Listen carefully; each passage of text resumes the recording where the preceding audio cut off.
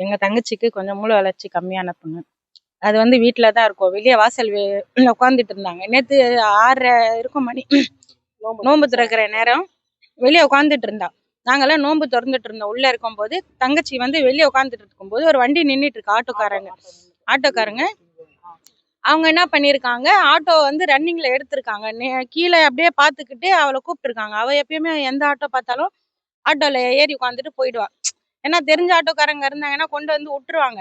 நேற்று பார்த்துட்டு நாங்கள் நோன்பு திறந்துட்டு இருக்கும்போது அந்த தங்கச்சி என்ன பண்ணிருக்கு, ஆட்டோல வந்து அவன் ரன்னிங்ல இருக்கும்போது ஆட்டோ நிற்கிது வீட்டு பக்கத்துலன்னு ஏறி உட்காந்துட்டான். அந்த ஆட்டோக்காரன் என்ன பண்ணியிருக்காங்க, தங்கச்சியை வந்து எரிக்க விடாம அப்படியே ஆட்டோல வந்து கூட்டிட்டு போயிட்டாங்க. 6:30 கூட்டிட்டு போனாங்க. கூட்டிட்டு போயிட்டு நைட்டு 8:30 மணிக்கு கூட்டிட்டு வராங்க. நாங்க காணோம்னு தேடிட்டு இருக்கோம். தேடிட்டே இருக்க காணோன்றதால சங்கர் நகர் போலீஸ் ஸ்டேஷன்ல கம்ப்ளைண்ட் கொடுத்துட்டோம். இந்த மாதிரி வந்து தங்கச்சி காணோம்னு சொல்லிட்டு கம்ப்ளைண்ட் கொடுத்துட்டு நாங்க வீட்டாண்ட வந்து இருக்கும்போது அப்பதான் ஆட்டோல கூட்டிட்டு வரும்போது எங்க எல்லா ரிலேட்டிவ்ஸ் எல்லாம் இருந்தாங்க. போலீஸ் கம்ப்ளைண்ட் கொடுத்து போலீஸ்காரங்களும் வந்துட்டாங்க. எல்லாமே ரவுண்ட் அப் பண்ணிட்டு அவனை பிடிச்சிட்டாங்க. பிடிச்சிட்டு கூட்டிட்டு வந்தோம். இந்த மாதிரி கூட்டிட்டு வந்துட்டு தங்கச்சியை உள்ள கூட்டிட்டு போய் ட்ரெஸ்லாம் ரிமூவ் பண்ணி பார்க்கும்போது அங்கங்க குழந்தைக்கு வந்து காயம் இருக்கு. அழுதுட்டே இருந்தா ரொம்ப. என்னக்கா ஒரு மாதிரி அழுதுட்டு இருந்தா, இந்த மாதிரி வந்து எனக்கு பெயினா இருக்கு, வலிக்குது அப்படின்னு அழுதுட்டே இருந்தான். அதுக்கப்புறம் சொல்லி நாங்கெல்லாம் போலீஸ் ஸ்டேஷன்ல கம்ப்ளைண்ட் பண்ணது. போலீஸ்காரங்க எல்லாம் வந்தாங்க. சரி அங்க வாங்கன்னு சொல்லி எங்களை அங்க கூட்டிட்டு போனாங்க. இந்த மாதிரி வந்து குழந்தைய வந்து ஜிஹெச்ல கொண்டு போய் அட்மிட் பண்ணுங்க, அங்க பாப்பாங்க என்ன ஏதுன்னு சொல்லி. அப்புறமா ஜிஹெச்ல வந்து கொண்டு போயிட்டோம். அங்கதான் இப்போ ட்ரீட்மெண்ட்ல குழந்தை இருக்கா. என்ன ஏதுன்னு அங்க வந்து இன்ஃபார்ம் பண்ணியிருக்காங்க போலீஸ்காரங்களுக்கு. இந்த மாதிரி குழந்தைக்கு வந்து உடம்பு சரியில்லை, இந்த மாதிரி ஆயிருக்குன்னு. நாங்க கம்ப்ளைண்ட் கொடுத்துட்டோம்.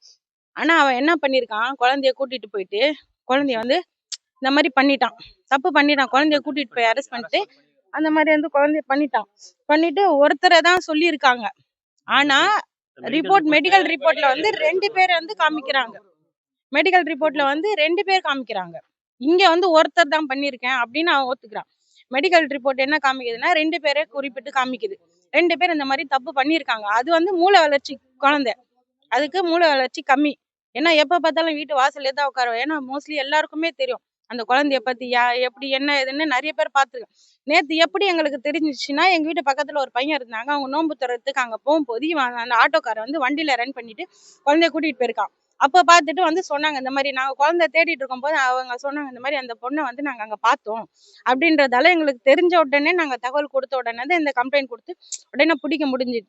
கூட்டிட்டு வந்து இப்போ சங்கர் நகர் போலீஸ் ஸ்டேஷன் கம்ப்ளைண்ட்ல தான் நாங்க இங்கதான் இருக்கோம், வாசலாண்ட தான் இருக்கோம். என்கொயரியில அவர் இன்னும் எதுவுமே ஒத்துக்கல. அந்த தங்கச்சி வந்து ஒரு 10 days அவன் லவ் பண்றேன்னு சொல்லியிருக்கான். 10 days லவ் பண்ணிட்டு ஸ்டேட்மெண்ட்ல இருந்து அப்படி கொடுத்துருக்காங்க, நான் வந்து லவ் பண்றேன் அந்த மாதிரி பொண்ணு, அதனாலதான் நான் ஃபாலோ பண்ணிட்டு 10 days ஃபாலோ பண்ணிட்டு இருக்கேன். நீ நல்லவனா இருந்திருந்தா என்ன பண்ற, லவ் பண்றேன்னா என்ன இருந்தாலும் வந்து வீட்டுல வந்து சொல்லணும். முறைப்படியா வந்து இந்த மாதிரி நான் பொண்ணை லவ் பண்றேமா அப்படின்ட்டு ஏதாவது சொல்லணும். அதுக்கு வந்து மூளை வளர்ச்சி கம்மியான குழந்தை வந்து அதுக்கு பேச வராது எதுவுமே. இவன் என்ன பண்ணிருக்கான், லவ் பண்றேன்னு சொல்லிட்டு அவங்க வீட்டுக்கு கூட்டிட்டு போயிட்டு அவங்க அம்மா கிட்ட காமிச்சிட்டு பேசியிருக்கான். அவங்க அம்மா என்ன சொல்லியிருக்காங்க, நீ வீட்டுக்கு கூட்டிட்டு போய் அவங்க வீட்டுல விட்டுருப்பா, நாங்க முறைப்படி வந்து பேசிக்கலாம் அப்படின்னு அங்க இருந்து அனுப்பிட்டு இருக்காங்க. இங்க வந்து பார்த்தா குழந்தைக்கு இந்த மாதிரி வந்து தப்பு நடந்திருக்கு. இப்ப என்ன மாதிரி நடவடிக்கை எடுக்கணுமா உங்களுக்கு? அவன் மேல வந்து ஆக்ஷன் எடுக்கணும். சட்டப்படி நியாயமா எங்களுக்கு நியாயம் கிடைக்கணும். எங்களுக்கு ஆக்ஷன் இந்த மாதிரி வந்து இந்த குழந்தை வந்து தப்பு வந்து யாருமே பண்ணக்கூடாது. ஏன்னா நல்ல மூளை வளர்ச்சி குழந்தையே இப்படி பண்ணிருக்காங்கன்னா நல்ல அவங்கள இன்னும் என்ன பண்ணுவாங்க, என்ன பண்ண முடியும் சொல்லுங்க. அந்த குழந்தைங்க என் தங்கச்சிக்கு நியாயம் கிடைக்கணும்.